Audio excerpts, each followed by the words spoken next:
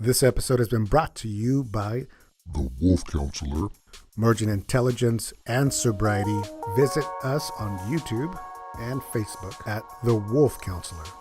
Don't forget to visit the Facebook page to get access to the full series of Jumpstart Your Recovery Now, a free online resource for folks who are trying to make some significant changes, trying to get clean and sober, or are trying to stop other addictive-like or dysfunctional behavior. Disclaimer for every one of these subjects. Is this considered a self-help resource? Which means I am not giving you any advice. The information presented here complements and supplements all other support groups. It is not to take the place of what you are already doing, but it's merely to complement, to augment, to really beef it up. I want to personally congratulate you for deciding to take this free webinar on how to jumpstart your sobriety right now. The material we will cover here is really for those who have already gone through the initial withdrawal phase. I guess my biggest concern would be that people take this as a way to withdraw or detox from their substance use, but it's not intended for that. There are some people listening to this who will probably need medical advice on how to get off of their substances safely, and those two substances are opioids and alcohol, or including benzodiazepines that can have a pretty rough and in some cases even deadly withdrawal symptoms. Therefore, if you are that person that needs help to get off of this safely, physically, please see a doctor and do this the right way. Now getting right to what we're going to talk about. The first thing you need to do is to get rid of all alcohol and drugs from the home. All of it. Now, before you go on and do this, make sure that you let someone else know, or that you have somebody to accompany you, because there are so many people that end up relapsing or using again when they find things all over the house. So clear out anything. Some people may have stuffed alcohol in odd places, so let them know, the person that's with you, I'm the kind of person that stashes things in my closet, in the toilet, in the cupboard, in the closet, way on top, or in my shoes. Get rid of all the alcohol from the home. If there are drugs in the home, and even though they may not be your substances of choice, you want to distance yourself from all and any substances that can lead you to a new addiction or back to your old drug of choice. And for those that are using street drugs or even medications, make sure you clear those out as well. Sometimes people leave pipes in odd places outside, in the backyard, near the plant bushes, anywhere you can think of that you're likely to have stashed something. Make sure you get rid of it. Some people have had a hard time here because they say, well, this costs a lot of money. I really don't want to throw this away. Can I sell this? The answer is no. Don't sell any of that stuff. Get rid of it. It's toxic for you. It's toxic for anyone else you give it to. If it's having to do with medications or old pills, there are stations that are willing to take those. And in fact, as of recently, the government here in the U.S. has decided that they're going to really make an effort to have these places more accessible. Now, if you're looking at the slide here at the bottom, I have a question: what if I'm a codependent? Because the stuff I'm talking about here works for everyone, including those trying to be less codependent. Your job is to not engage in dysfunctional behaviors or any types of behaviors that are going to trigger all these symptoms of codependency all over again. If you've never heard this before, you're going to hear it here, but it's not original from me. Melody Beattie, who is one of the, I call her the codependency queen because she wrote so many books and has much insight on codependency, says that the drug of choice for codependent is dysfunction. So please, if you are trying to detox yourself emotionally, make sure that you do not engage in something that is toxic for you and or is going to perpetuate that dysfunctional cycle. Now, the codependent person might say, but it's my alcoholic spouse or my drug addict child that is causing me to behave this way. They're the ones with the problem. Well, and you cannot dump them out. You can't push them out, right? Unless your therapist or somebody has strongly recommended that you do that. But until that happens, just minimize your interactions with this person, or at least those interactions that are likely to result in some type of big episode leading to more problems. The next thing you need to do, or number 2 on our list, is you need to delete certain phone numbers. If you're a drug addict, delete phone numbers of people who are your dealers. If you are an alcoholic and you drink with friends, maybe it's time to delete those phone numbers. If you are codependent, maybe it's time to delete contact with people that are co-signers, people that wrongfully validate what you're going through, and instead of helping, they're causing a little bit more agitation, which leads you to continue this behavior. Now, there are many people that are not ready in the beginning to cut off certain folks from their life. That's understandable. So the question below here is, what do I say to people? There is some dialogue you can have. And if you want to speak to them first before either deleting their number, you can say something like, look, I'm going through a change process right now. I'm trying to stop drinking, trying to stop using. Me not calling you or answering your calls has nothing to do with you. But, when we get together, I really enjoy XYZ. And it's not about you. It's about me. And I'm trying to make some changes right now. That person may or may not accept that. They might even try to downplay it and say, no, you don't have a problem. So-and-so has a problem. Or you're not an alcoholic. Well, guess what? Those are the people you do not need around, especially at this time. If you're not entirely ready to cut off certain communication or relationships with these folks, what I would suggest doing is to change the name on that phone number. They are going to call regardless, if you believe that. And you can change your number to don't answer or something personal, like person is toxic, or warning, something to alert you, okay? And some people are not responsive to the don't call me, especially dealers, right? Tell the dealer, hey, don't call me no more. I'm trying to go to rehab. Some dealers might accept that, others may not. So if you're not quite ready to do number 2 and delete those phone numbers, at least modify it and change the name on there so you are aware of their call and the message that alerts you not to answer that call. And number 3 here on our list is find a support person. And the quick little message below this is resist the urge to isolate. You are going to want to be by yourself. You're going to want to close the doors, put the sheets over your head. You're going to be sweaty. You're going to be uncomfortable. I totally get that. But maybe it's about finding someone to support you through this versus isolating. Isolation tends to breed other thoughts and ideas that actually might make it more challenging for you to stay on this course of sobriety. The kind of support person you want, if you are a person that has decided you're not going to go to AA meetings or 12-step meetings or support groups, you need to find someone that is on board with your goals and is not going to influence you, A, to want to use or drink, or B, someone that if you're showing some vulnerability is likely to say, you know what, if you want to drink, I'll go out for drinks with you. You want somebody that is supporting your sobriety endeavors. And that support person sometimes can be a spouse, sometimes can be a friend, but that's not strongly recommended. For those that are going to the community to find support, you want somebody that is available and understands what you're trying to accomplish here.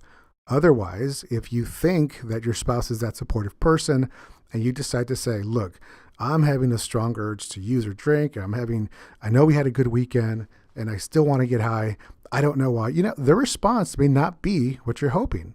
You're hoping they're going to say, oh, it's okay, let's just go home and relax. Well, that's not the response most people get. If you do have somebody that understands and they're in your household, great, that's a plus. Most people that are clean and sober today have found support outside of their household, and that is totally acceptable. It's not always going to happen with people in your home. So that is your task, is to find somebody who is going to be supportive in this time of transition. It doesn't always have to be somebody in recovery. It could be someone from a different group. Let's say it's a church group, or it could be a workout group, any type of support person. All right. Moving on to the next one here, number 4, eat, sleep, and stay hydrated. This might be a challenge at the beginning, right? Some people will either overeat, some people will not eat. Maybe you're sick to your stomach, but you want to consume food, and not just any food. You want to consume things that are nutritious for you. So a lot of proteins, a lot of vegetables and fruits, things to replenish your body once again. Your body is asking for stuff, and sometimes it's not what you're thinking. So, eating right or eating what your body's demanding is going to give you a sense of satisfaction. You're probably like some of us that just keep eating, and man, I don't know why I'm still hungry. I ate a lot. It's because your body is not getting the nutrients that it needs. I do suggest people take supplements in the beginning, over-the-counter stuff like vitamins, the B12s, and anything with omega-3 fatty acids is really good, not just for the brain recuperation, but also for the liver. Okay, very good for the liver.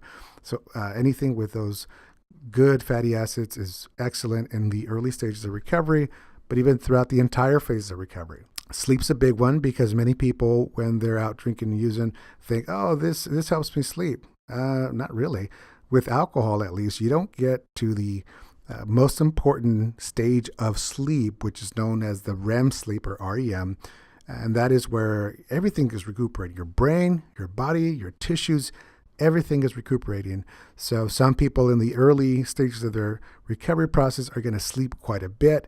That's totally fine. Sleep as much as you can, but you want to eventually get yourself to a good sleep schedule, and we'll talk about that in a little bit. I think it's in one of the other slides. And stay hydrated, really important. I wouldn't recommend the sugary drinks because those tend to kind of give you way too much sugar. Some people say, well, can I do the sugar-free ones? That's fine. I would recommend you look up a recipe on natural electrolyte drinks. They are out there. I've tried one. Hopefully by the time I load this up to the page, I would have found the link, but I can tell you offhand what I do because I spend a lot of time in the sauna. I'm very good. I'll talk about that in another episode. But off the top of my head, I remember it was using about a teaspoon of Himalayan salt with a few dashes of lemon, a teaspoon of baking soda, and I think I used half a Splenda just to sweeten it up a little bit. And that worked very well. I would drink a lot of that. So check out some natural recipes online and do as little sugar as possible at this stage. And going on to the next one, number 5, use healthy substitutions for urges or cravings. Really, really important. Cravings are going to come. Thoughts and strong urges to want to drink or use is going to come. Or even to engage in these dysfunctional behaviors. Healthy substitutions. Now, some people have said, since I've been off of alcohol or pills or heroin, I've been eating a lot of sugar. Yeah, that is the better of the two evils, right? But in the long run, that can cause some other problems. Healthy substitutions, find a healthy snack. One of them is, I personally like crunchy things. So I would buy a low-carb, crunchy, snack, which for me, it's pork rinds. Some people hate pork. That's fine. Find something else that's low in carbs and in sugar, but healthy substitutions. You can't go wrong with.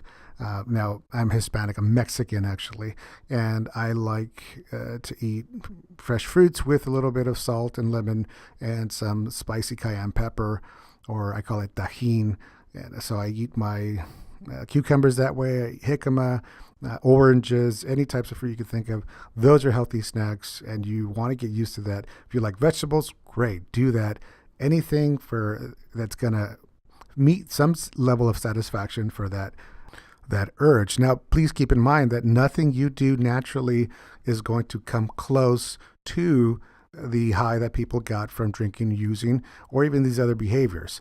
Therefore, keep in mind that this is a substitution to kind of even things out for the meantime. It's not supposed to completely replace the feeling or the effect of a substance. And slide number 6, disrupt your routine. So I have at the lower left-hand corner homework and activities.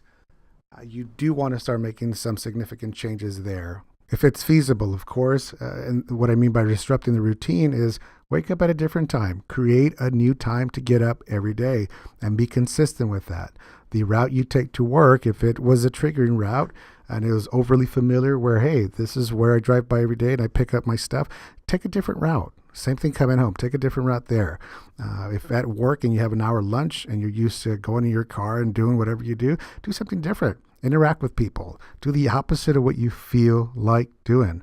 I think I skipped home, but when you're looking at home stuff, really consider changing around furniture, changing around the area where you would possibly use or drink. Some people, that's the garage, the bathroom. It could be, for some folks, the man cave, if you're lucky enough to have one of those. Change the routine of when you come home from work. If you're used to just going directly to the fridge, well, this time around, do something different. Don't go to the fridge first. Go to the bedroom and change, shower, change and disrupt that routine. That's going to throw off the addictive mind and cause new learning for you. Very, very good for people, especially early on. If you have the need to rearrange your living room, your desk, your bedroom, do it. You're going to see manic at first. That's okay. We prefer that. It's going to really help you change your routine from day to day. And really, that also covers activities such as, recreational outdoor stuff. And if it seems like I'm rushing, I am, because I'm trying to fit all this information in under 20 minutes. Number 7 is guard your eyes and ears. Some people don't think that's going to be an issue, but I want to tell you that to watch things that are triggering or to listen to even songs that could remind you of using days, that's going to be a big deal. Maybe not that day or that moment, but over time, it just reinforces old thinking. And you do want to change up on that. What do I watch instead? People are asking. Well, I would suggest you watch something that you're not used to watching. Maybe something that's inspirational, something that's more comical, anything that doesn't lead you to the reinforcing the old thinking of drinking and or using. I've heard people say, man, I got really upset when I was watching, this one show, and at the end they were drinking happy and they were normal drinkers. So don't torture yourself that way. Really guard your eyes and your ears, your smells as well. If you are at a friend's house and they smoke pot and your drug of choice is pot, that's not going to be good for you. That's going to reinforce the old thinking, but change up on what you hear, what you see, and what you are smelling around your environment. Okay, number 8 is really, really important. Equally as important as all the others, or probably a little bit more, because this is the one that's going to help you stay on track. Use your smartphone. And I say do this now, and I emphasize it right now. Take a moment, and this is what you're going to do. You're going to use your calendars and your alerts to your advantage by scheduling alerts that give you reminders of staying clean and sober. Now, where on the calendar do you put that? You want to put it on days of the week and times that you were more likely to go out to use or drink. For some people, that's right after work. For some people, it's when they get home. It could be Friday afternoon, Friday evening, Saturday, Sunday, doesn't matter. Take a moment, pause this for a few, and go to your calendar, set up alerts, and this is what I want you to put on there. Getting clean and sober is not easy, but it is worth it. Another suggestion would be to put a repeated event that repeats every Friday or every day you choose to say you've earned yourself another week time to treat yourself to a healthy reward. You can really put in there whatever is going to help you and stand out to you the most. These are just some suggestions for those that have no clue as to where to get started. And I'm going to trust that you've already put those on your calendar. If you haven't already and you just played this through, pause it right now and put it on your calendar. Here I go, trusting again that you've done that. I've actually paused it for like 20 seconds. Make sure it's on your calendar. Remind yourself that this is, right now you're in your best thinking. This is your smart thinking. This is your sober thinking. Your sober thinking wants sobriety more than the addictive thinking. And when people are done listening to this, the addictive thinking will return and try to sway you away from this plan that you are creating in your best frame of thinking. Looking at number 9, stay busy, stay distracted, cook, clean again, reorganize things, do crossword puzzles, color, get a coloring book, get some pencils, draw, sketch, anything to keep your hands busy, to keep your mind occupied, brain activities, anything that will get your mind off of using or drinking. There will come a time where you can challenge those thoughts, but in the beginning parts, there is no reason to think on those things. And you really want to simply think on things that are going to help your brain stay distracted and stay in part of the brain that is thinking reasonably and logically. Just a side note, addiction really dwells in the primitive brain, which is also part of our emotional brain. And most people will spend their whole life there.